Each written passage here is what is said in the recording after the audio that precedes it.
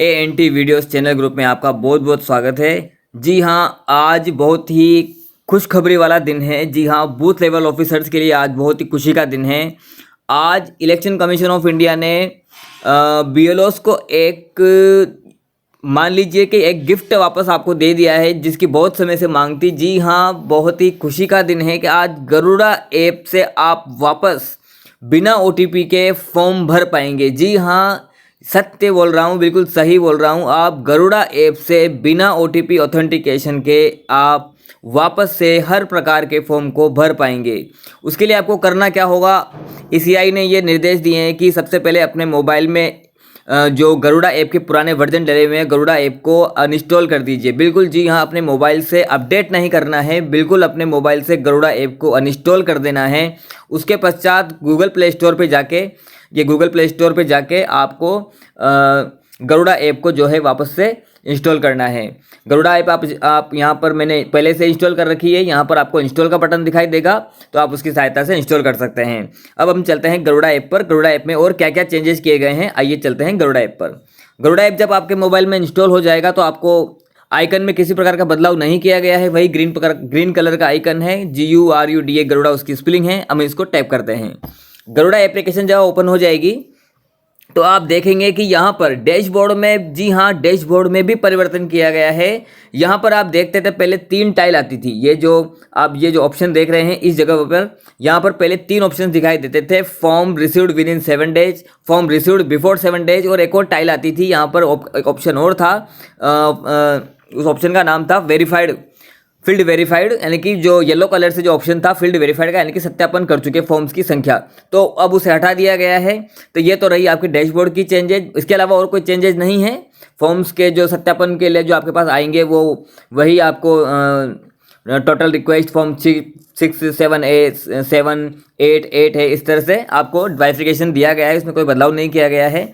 इसके अलावा हम देखते हैं, देखिए मेन्यू में क्या चेंजेस किए गए। हाँ, एक चीज़ और मैं आपको कहना चाहता हूं कि आप ये इंश्योर कर लें कि आपका जो अपडेटेड वर्जन है, उस वर्जन का जो नंबर है वो है वर्जन 2.14। जी हाँ, वर्जन 2.14। ये आप यहाँ पे इंश्योर कर लें। जब आपकी गरुड़ा ऐप आप अपडेट कर लें और ओपन कर लें तो यहाँ कोने में दिए गए वर्जन को चेक कर लें। वर्जन 2.14 में ही ये आपको सुविधाएँ देखने को मिलेगी। तो आप प्ले स्टोर से अपडेट नहीं करना है। जी हाँ, इलेक्शन कमीशन ऑफ इंडिया की टेक टीम ने ये निर्देश दिए हैं कि आपको वर्जन को अपडेट नहीं करना है, अनइंस्टॉल करके दोबारा से गरुड़ा को इंस्टॉल करना है।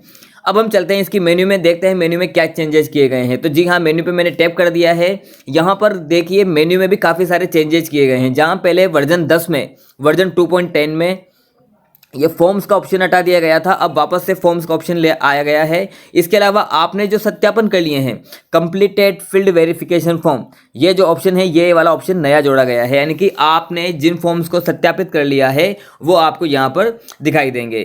तो इस तरह से बाकी रीसिंक डेटा, BLO प्रोफाइल वगैरह ऑप्शंस वही हैं। तो जो 2 ऑप्शन नए जोड़े गए हैं ये भी आपके बहुत ही काम आने वाले हैं। और जिस ऑप्शन की बहुत समय से मांग थी कि वोटर हेल्पलाइन ऐप में आपको वोटर के मोबाइल नंबर ऑथेंटिकेट कराने पड़ते थे, उसकी OTP लेना पड़ता था, अब उस समस्या से आपको निजात मिल गई है। आप गरुड़ा ऐप से बिना OTP ऑथेंटिकेशन के ही आप फॉर्म भर सकते हैं। जी हाँ, ये बहुत ही बड़ी खुशखबरी आई है आज बूथ लेवल ऑफिसर्स के लिए। तो आइए देखते हैं, हम आपको लाइव डेमो करके दिखाते हैं कि क्या OTP ये लेगा या नहीं लेगा। तो हम आपको एक फॉर्म नंबर 6 का डेमो करके दिखाते हैं। तो हम फॉर्म्स पे टैप करेंगे, पहले ऑप्शन नहीं था। फॉर्म्स पे टैप करने के बाद आप देखेंगे यहाँ पर फॉर्म 6, 6, 8A, फॉर्म 7 वगैरह की जो मेन्यू पहले खुलती थी वही खुल के आ रही है। हम यहाँ पे टच करेंगे। उसके बाद फॉर्म न्यू वोटर रजिस्ट्रेशन, इस पर टच करेंगे। उसके बाद आपको लेट्स स्टार्ट पे टच करना है। उसके बाद आपसे पूछ रहा है कि क्या वोटर ID कार्ड पहली बार बनाया जा रहा है, तो yes I am applying for the first time, यहाँ पे नेक्स्ट कर देना है। उसके बाद उसकी नागरिकता पूछी जा रही है, ये नागरिकता।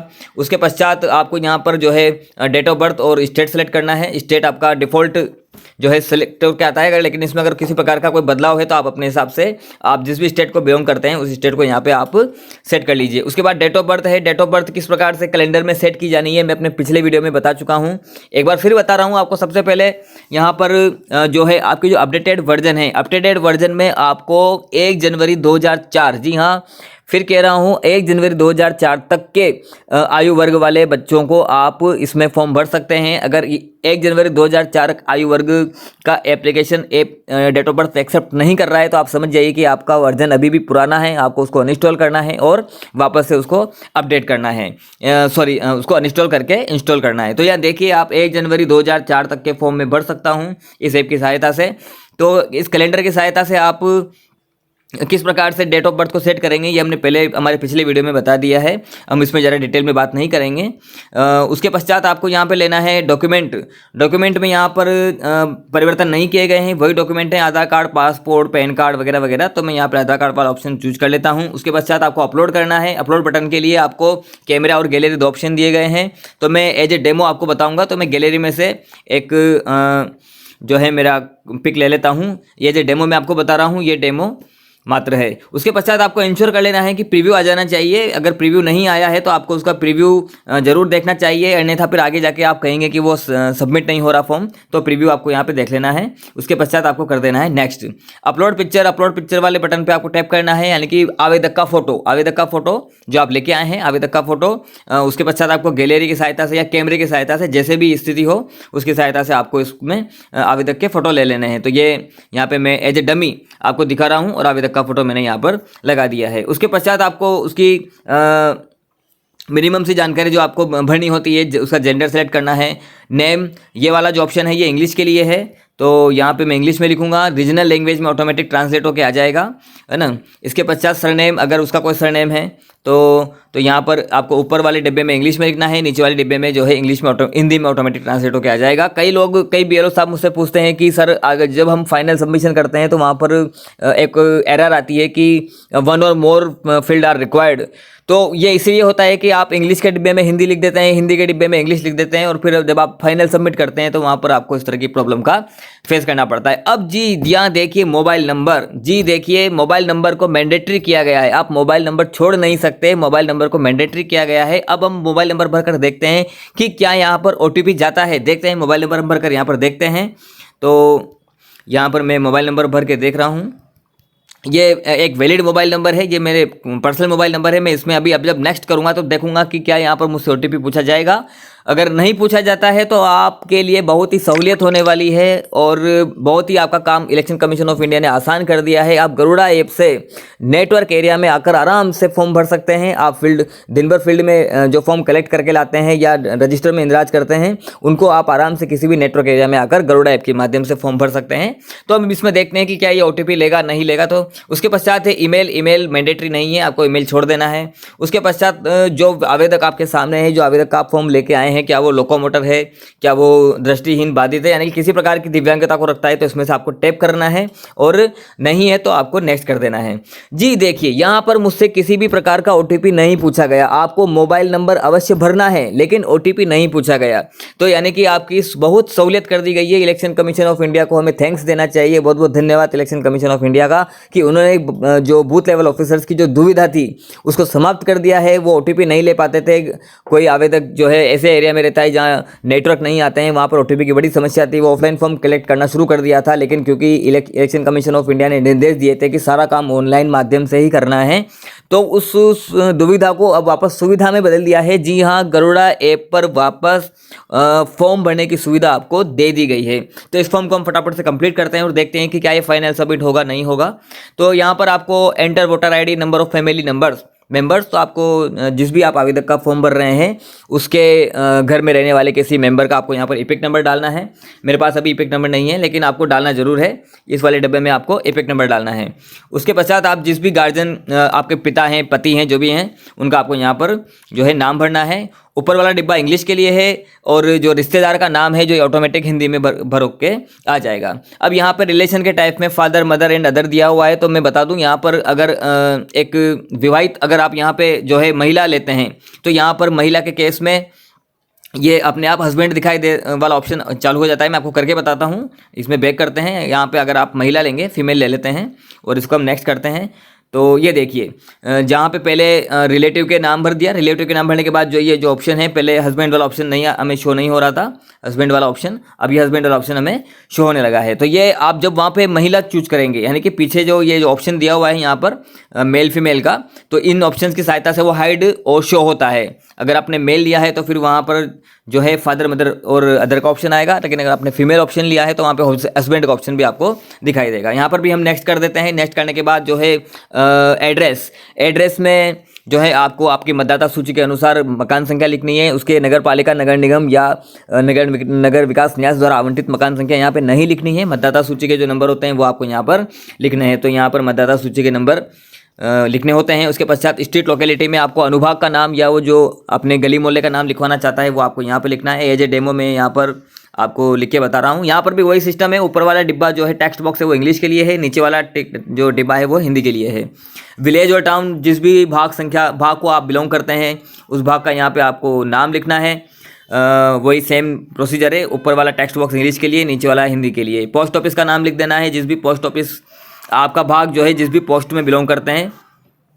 उसके पश्चात पिन कोड, आपका भाग जिस पिन कोड को बिलोंग करता है वो आपको यहाँ पे फिलअप कर देना है। एरिया का टाइप, आपका जो गांव है, शहर है, जिस भी टाइप को आप बिलोंग करते हैं वो टाइप आपको यहाँ पे ले लेना है। उसके बाद स्टेट, डिस्ट्रिक्ट और असेंबली। वैसे तो ये डिफ़ॉल्ट भर के आता है, लेकिन अगर आपको लगता है कि यहाँ पर बदलाव की ज़रूरत है तो आप आराम से बदल सकते हैं। जी हाँ, ये देखिए मैं आराम से बदल रहा हूँ। अंडमान निकोबार मैंने ले लिया है तो निकोबार के डिस्ट्रिक्ट आ गया है। मैं राजस्थान को बिलोंग करता हूं, क्योंकि अब देखिए मैं राजस्थान को बिलोंग करूंगा और ये देखिए राजस्थान के स्टेट जो है सिटीज़ आ गई हैं। लेकिन इसमें शर्त यही है कि आपको एक अच्छे नेटवर्क एरिया में आकर काम करना होगा। अगर आपका पास अच्छा नेटवर्क एरिया नहीं है तो आपकी सुविधा के लिए अब अपडेट दे दिया गया है कि आप गरुड़ा ऐप से फॉर्म भरिए। आराम से आप ARO कार्यालय में बैठकर भी आप कार्य कर सकते हैं। OTP की अनिवार्यता खत्म कर दी गई है।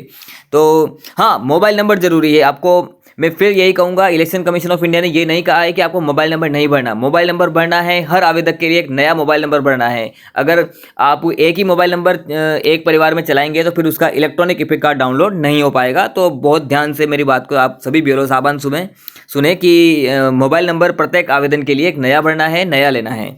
उसके पश्चात हम यहाँ पर जो हमने एड्रेस लिखा है उसका डॉक्यूमेंट अटैच करेंगे।